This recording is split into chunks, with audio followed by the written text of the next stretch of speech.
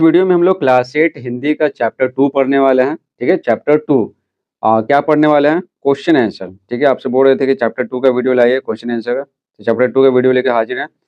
तो आप बस वीडियो को लाइक कर दीजिएगा, चैनल में नए हैं तो चैनल को सब्सक्राइब कर दीजिएगा। ठीक है, तो चैप्टर का नाम क्या है? काकी। ठीक है, ये बहुत ही अच्छी कविता है। इसमें एक अबोध बालक का ना अपनी माँ के प्रति गहरा प्रेम को दिखाया गया। ठीक है, तो आप इसको अच्छे से पढ़ लीजिएगा, नहीं तो आप बोलिएगा तो कमेंट बॉक्स में, तो है ना, इसको पढ़ा भी देंगे। तो चलिए बिना समय गवाए वीडियो को स्टार्ट करते हैं और देखते हैं कि कौन कौन सा सवाल दिया हुआ। तो देखिए, प्रश्न अभ्यास। कुछ करने को, मैं और मेरी माँ इस विषय पर संक्षेप में अपने अनुभव और विचार सुनाइए। तो ये आपके बारे में पूछ रहा है, ठीक ना, कि आप इस टॉपिक पे मैं और मेरी माँ पे, है ना, कुछ लिखिए। ठीक है, अपने अनुभव और विचार सुनाइए। ठीक है, सुनाना है। तो देखिए, विचार और कल्पना। पतंग इतनी ऊंचाई तक कैसे उड़ती है जबकि एक कागज का सादा पन्ना नहीं उड़ता है? कारण स्पष्ट कीजिए। तो चलिए यहाँ पे आपको बताते हैं कारण। तो देखिए, उत्तर लिखेंगे, पतंग अपने विशेष आकार और बनावट के कारण ऊंची उड़ती है। ठीक है, अपने विशेष आकार और बनावट के कारण, परंतु सादे कागज की आकृति पतंग के अनुरूप नहीं होती, इसलिए यह अधिक ऊंचाई तक नहीं उड़ता है। दूसरा सवाल है, श्यामू लिखना नहीं जानता था, इसलिए वह पतंग पर अपनी काकी का नाम नहीं लिख पाया। आप बताएं, जो लोग लिखना नहीं जानते उनको किन किन कठिनाइयों का सामना करना पड़ता होगा? तो देखिए, उत्तर लिखेंगे, जो लोग लिखना नहीं जानते उन्हें विवश होकर यह कार्य दूसरों से कराना पड़ता है, चाहे चिट्ठी लिखना हो, है ना, या फिर मान लेते हैं कोई दवाई है तो दवाई का पुर्जा है, उससे दवाई मिलाना हो, कि कन्फ्यूजन हो गया है कि 4-5 दवाइयों में कौन सी दवाइयाँ हैं। ठीक है, और उस पुर्जा पर लिखा हुआ है कि कितनी बार खाना है, कब खाना है। तो वो सब चीज़ें क्या होती है ना, वो सब चीज़ें समझ में नहीं आती है तो दूसरों से पूछना पड़ता है। ठीक है, आगे देखिए, प्रश्न 3। आपका मन भी आकाश में उड़ने को होता होगा। पतंग की तरह यदि आप भी उड़ सकें तो सबसे पहले किस स्थान पर जाना चाहेंगे, क्यों? ठीक है, तो ये आप कमेंट बॉक्स में बता सकते हैं कि अगर आप भी अगर पक्षी की तरह उड़ सकते हैं ना, तो आप कहाँ जाते हैं? ठीक है, उड़ के कहाँ जाते हैं? तो ये आपको खुद लिखना है। ठीक है, और कमेंट बॉक्स में भी बताइएगा कि अगर आप उड़ के कहाँ जाना पसंद करेंगे। तो क्या लिखा हुआ सबसे पहले? चौथा सवाल है, पाठ में आपने पढ़ा कि श्यामू ने व्यवस्था में पिताजी की कोट के जेब से पैसे निकाल लिए थे। आपके विचार से ऐसा करना उचित था अथवा अनुचित? कारण भी बताएं। तो देखिए, आप कहानी पढ़ेंगे तो आपको पता होगा कि श्यामू है एक अबोध बालक है। तो वो सोचता है ना कि पतंग है ना, पतंग को अपनी काकी के पास पहुंचा देंगे। लेकिन उसकी जो काकी है उनका देहांत हो गया, लेकिन उसको पता ही नहीं है। उसको लगता है कि आकाश में पहुंचा देंगे, उसकी काकी आकाश में है, ठीक है ना, राम जी के पास, भगवान के पास। तो देखिए, उत्तर लिखेंगे, श्यामू एक छोटा सा बालक था, वो अपने पिता से डरता भी था। अपनी स्वर्गवासिनी माँ के लिए अत्यधिक स्नेह ने उसे पिता के कोट के जेब से पैसे निकाल लेने को मजबूर किया। ठीक है, वो सोचता था ना कि वो पतंग का जो डोर है ना, उससे क्या है, उसकी माँ नीचे आ जाएगी। वो इतना नादान था कि उसे यह भी मालूम नहीं था कि उसकी माँ मर चुकी है और माँ तक पतंग नहीं जा सकती। उसे उचित अनुचित का ज्ञान नहीं था, उसको क्या गलत है क्या सही है इसे उसको मालूम नहीं था। वह एक निर्बोध बालक था, इसलिए पिता की जेब से पैसे निकाल लेना इस दृष्टिकोण से अनुचित नहीं कहा जा सकता, क्योंकि वो समझदार नहीं था। वो नहीं सोच रहा था कि जो हम पैसे ले रहे हैं वो चोरी है, ठीक ना, मतलब वो अबूझ बालक था, इसलिए वो चोरी किया। तो उसको हम लोग चोरी नहीं कर सकते हैं। ठीक है, अब देखिए कहानी से। ठीक है, पहला है, समूह ख से नामों को छांटकर समूह क से संबंधित शब्दों के सम्मुख लिखिए। सम्मुख मतलब क्या? सामने लिखें। देखिए, क और ख, तो यहाँ पे हम मिला देते हैं। आप सामने सामने लिख लीजिएगा। देखिए, श्यामू के पिता, तो श्यामू के पिता कौन थे? वे विश्वेश्वर थे, तो हो जाएगा विश्वेश्वर। श्यामू का साथी, श्यामू का साथी कौन था? तो भोला था, तो कहाँ भोला। श्यामू के भैया, श्यामू के भैया कौन है? जवाहिर थे, ठीक है, जवाहिर। श्यामू के साथी की बहन, श्यामू के साथी की बहन कौन थी? जीजी थी, ठीक है, तो सामने सामने मिलाया हुआ। श्यामू की माँ, ठीक है, श्यामू की माँ कौन थी? काकी थी, ठीक है, काकी। श्यामू के साथी की माँ कौन थी? सुखिया थी, सामने सामने मिलाया हुआ, ठीक है। दूसरा सवाल देखिए, श्यामू ने भोला के सामने कौन सा रहस्य खोला? श्यामू ने भोला के सामने कौन सा रहस्य खोला? और इसी तरह सवाल है ढेर सारे, चलिए एक एक करके आपको सारा बताते हैं। तो उत्तर लिखेंगे, श्यामू ने भोला के सामने पतंग को ऊपर राम के पास भेजने का रहस्य खोला। उस पर बैठकर काकी नीचे उतरेंगे, यह बात भोला को बताई। ठीक है, इसलिए ना वो पैसा चुराया अपने पिताजी के कोट से। ठीक है, वो क्या ना काकी को नीचे लाना चाहता था। श्यामू ने जवाहिर भैया से कागज पर काकी क्यों लिखवाया? उत्तर लिखेंगे, श्यामू ने जवाहिर भैया से कागज पर काकी शब्द इसलिए लिखवाया ताकि पतंग सीधे काकी को ही मिले। सीधे किसको मिले? काकी को मिले, और किसी को नहीं। ठीक है ना? जिस प्रकार से होता है ना, लेटर आता है ना हमारे घर में, मान लेते हैं उस पर कोई नाम नहीं लिखा हुआ, सिर्फ फैमिली का नाम लिखा हुआ, तो किसको किसका पता ही कैसे चलेगा? समझे? इसलिए और किसी खास व्यक्ति का नाम लिखा हुआ, किसी फैमिली में मान लिया 5 सदस्य है, तो किसी खास व्यक्ति का नाम लिखा हुआ, ज़ाहिर सी बात है वो जो पत्र है उसी व्यक्ति को जाएगा। ठीक है? उसके बाकी घर के बाकी सदस्य उसको नहीं खोलेंगे।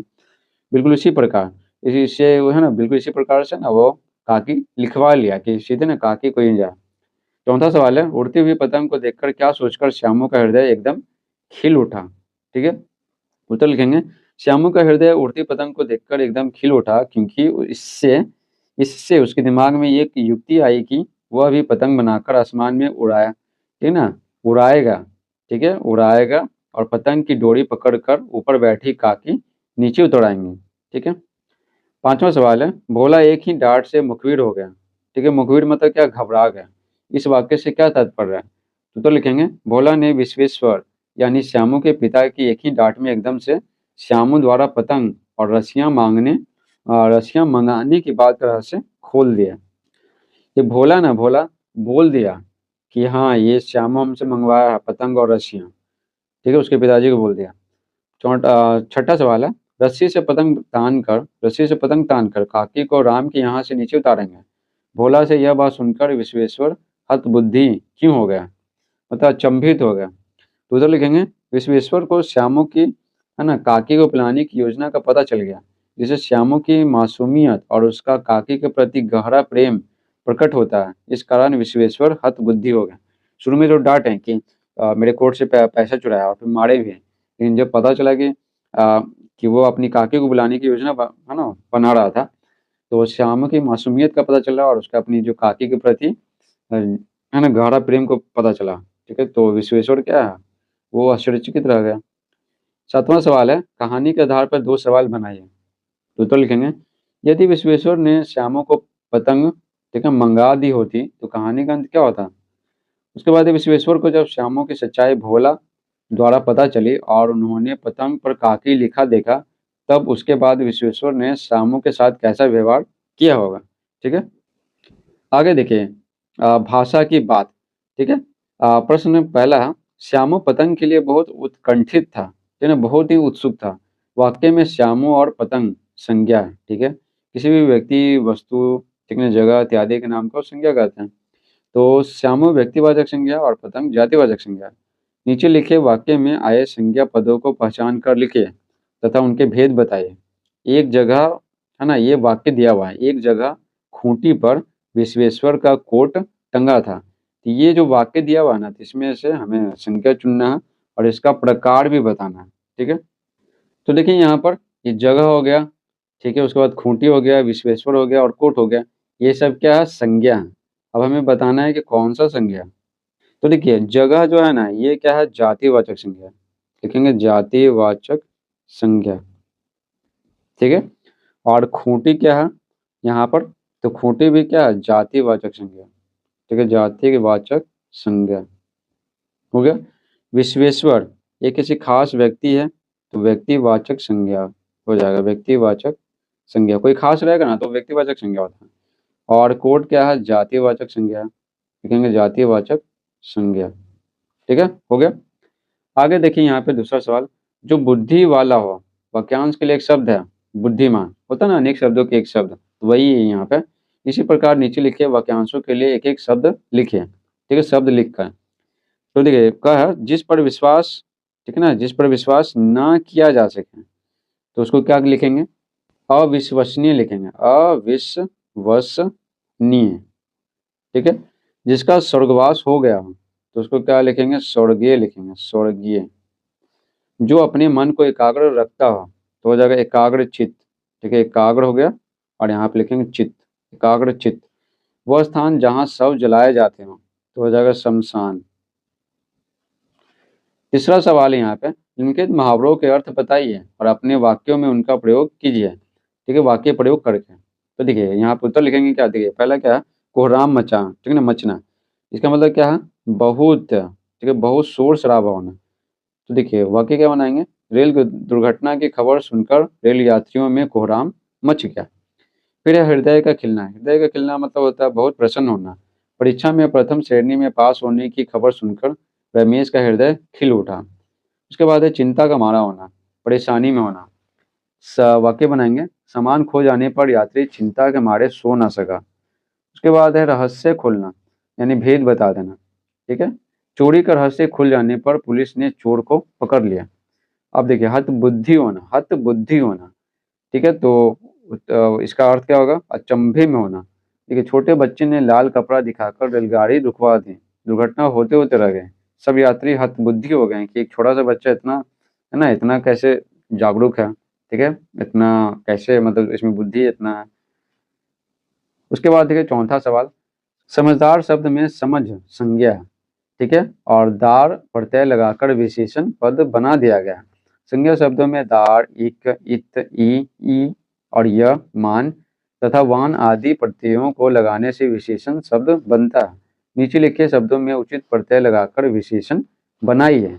ठीक है, तो देखिए बुद्धि से क्या बनाएंगे? मान लगाएंगे इसमें। ठीक है, बुद्धिमान हो गया। चौकी, तो इसमें क्या लगाएंगे? चौकीदार, दार लगाएंगे, दार प्रत्यय। उपद्रव, तो यहाँ पे क्या हो जाएगा? उपद्रवी हो जाएगा। ठीक है, ई लगा दिए मतलब। करुण, तो करुण से क्या करेंगे? आ लगाएंगे प्रत्यय, तो करुणा हो जाएगा। बल, ठीक है ना, तो बल में क्या करेंगे? वान लगाएंगे, बलवान। ठीक है, उसके बाद है प्रांत। ठीक है, तो प्रांतीय, ई और य लगाएंगे। उत्कंठा, तो हो जाएगा उत्कंठित। ठीक, उत्कंठित।